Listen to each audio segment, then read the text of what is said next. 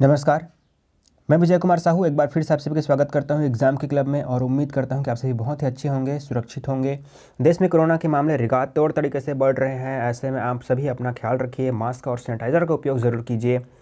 तो आज हम लोग बात करने वाले हैं शिक्षक और सहायक शिक्षक की भर्ती के पैटर्न पर कि किस तरह से हो तो हम लोग के लिए ज़्यादा अच्छा होगा, है ना। ये मैं अक्सर ग्रुप में देखता रहता हूँ जहाँ लोग अपने विचार शेयर करते रहते हैं। यहाँ मुझे अधिकतर 3 तरह के लोग ज़्यादा दिखाई देते हैं। एक ग्रुप ऐसा जो चाहता है कि जिनका वेरिफिकेशन हो गया है उनको तुरंत ज्वाइनिंग दी जाए, फिर दूसरी लिस्ट निकाला जाए और फिर से ज्वाइनिंग दिया जाए। लेकिन इसमें एक प्रॉब्लम है, इसे भी समझने की कोशिश करते हैं। एक उदाहरण लेते हैं। राम है, भास्कर है, राजू, रोशनी और श्याम, इन तीनों की कंडीशन देखते हैं और इनसे समझने की कोशिश करते हैं। ठीक है, तो यहाँ पर आप देख रहे हैं राम का पहले लिस्ट में शिक्षक में डॉक्यूमेंट वेरिफिकेशन हुआ है, लेकिन सहायक शिक्षक में आने की पूरी संभावना है उसकी। ठीक है, उसके बाद है भास्कर। भास्कर का दोनों शिक्षक और सहायक शिक्षक के पहला लिस्ट में उसका वेरिफिकेशन हुआ है। राजू का सिर्फ सहायक शिक्षक में हुआ है, लेकिन शिक्षक में आने के भी उसके पूरे चांस हैं। ठीक है, रोशनी का देखते हैं। रोशनी का सहायक शिक्षक प्रयोगशाला में हुआ है, जबकि श्याम का एग्रीकल्चर शिक्षक में हुआ है। ठीक है, तो इसमें जो लास्ट के हैं, इसमें जो रोशनी और श्याम है, इन दोनों को कोई दिक्कत नहीं, क्योंकि इनका सिर्फ एक एक पोस्ट में सिलेक्शन हुआ है, बाकी और किसी में इनको कोई उम्मीद नहीं है होने की। ठीक है, ऐसे और कई भी साथी होंगे जिनका सिर्फ एक ही पद के लिए चयन होगा या फिर उन्होंने एक ही पद के लिए एग्ज़ाम दिया होगा, बाकी में उनके कोई चांसेस नहीं है लगने के।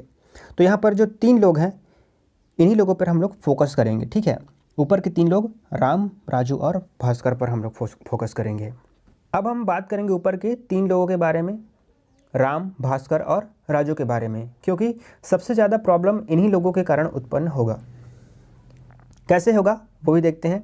क्योंकि इनका पहला लिस्ट में चयन हो चुका है, अब मान लेते हैं पहले लिस्ट वाले को ज्वाइनिंग दिया गया और इन लोगों ने ज्वाइनिंग किया। अब आ जाता है सेकेंड लिस्ट।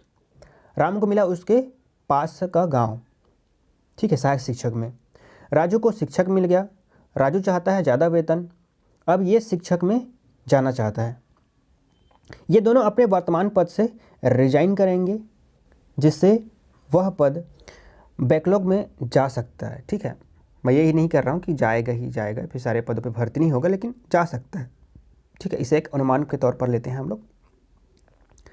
और यहाँ पर भास्कर को जब हम देखते हैं भास्कर को, तो भास्कर के पास तो दोनों ही चॉइसेस हैं, लेकिन उसके पास 1-2 कंडीशन और हैं। श्रेणिक क्रम में भर्ती और समांतर क्रम में भर्ती पर उसका डिपेंड करता है। अगर भर्ती श्रेणी क्रम में हुआ तो भास्कर को राम और राजू जैसे प्रॉब्लम फेस करना पड़ सकता है, लेकिन अगर भर्ती समांतर यानी कि पैरेलल हुआ तो वो अपने लिए एक बेस्ट ऑप्शन चूज़ कर सकता है, जिससे वो सिर्फ एक ही पद पर ज्वाइनिंग करेगा, जिससे दूसरा पद खाली होगा, जिसको दूसरे लिस्ट से रिक्त पद के हिसाब से भरा जा सकेगा बहुत जल्दी। अब हम लोग बात करते हैं दूसरे ग्रुप के लोगों की, जो चाहते हैं कि भर्ती श्रेणी क्रम में हो, यानी कि पहले शिक्षक का हो फिर सहायक शिक्षक का, और इसी सिद्धांत पर विभाग भी अभी कार्य कर रहा है। ये एक बहुत ही अच्छा आइडिया था, लेकिन वर्तमान परिस्थिति के अनुसार इसमें भी एक प्रॉब्लम है। इसे भी समझने के लिए एक बार फिर हम राजू, राम और भास्कर का उदाहरण लेते हैं। राम, जिसका चयन शिक्षक में हुआ है, लेकिन सहायक शिक्षक में नाम आने का पूर्ण संभावना है। अब ये ऐसा बंदा है जिसको अपने घर के पास पोस्टिंग चाहिए, इसे पद से कोई मतलब नहीं है। ठीक है, इसको अपने घर के पास पोस्टिंग चाहिए। ठीक है, अब हम लोग देखते हैं राजू को। राजू, जिसका चयन सहायक शिक्षक में हुआ है, लेकिन शिक्षक में आने का पूरा चांसेस है। ठीक है, संभावना है।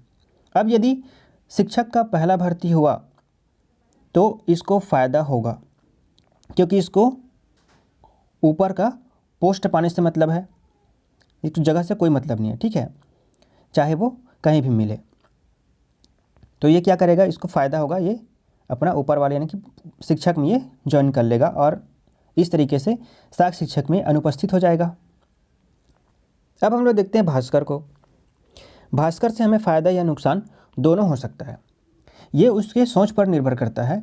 अगर भास्कर को ऊपर का पोस्ट चाहिए तो कोई दिक्कत नहीं, लेकिन अगर भास्कर अच्छी जगह की तलाश में हो तो यहाँ भी एक पद बैकलॉग में जाने का खतरा बन सकता है, क्योंकि भास्कर अपने गृह जिले में जाने के लिए वर्तमान पद से रिज़ाइन कर सकता है।